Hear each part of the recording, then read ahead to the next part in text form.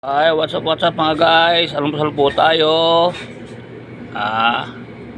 Almusal po tayo ngayon. Ang almusal ko po ay para maiba naman ngayon, may nagbigay po ng pang crabs sa aking asawa kahapon, yung kaibigan niya. Ang almusal po natin, yung paborito pong almusal ni Ututino.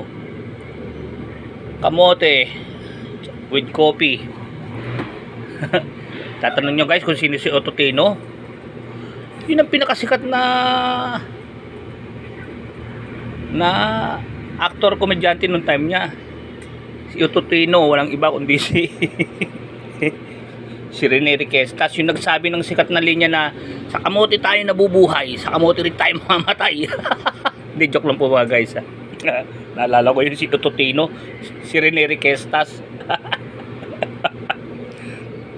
Nyo guys kamote po, sabi niya sa kamote tayo mabubuhay, sa kamote naalala ko tuloy si Ututino, si Rene Riquestas.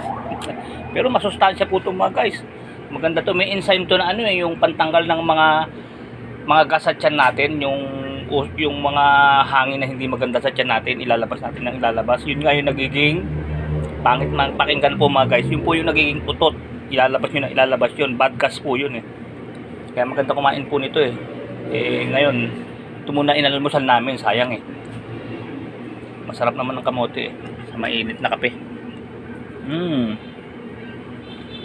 Sige po mga guys, bye bye po, thank you po for watching, God bless you po, salamat sa Diyos, bye bye po.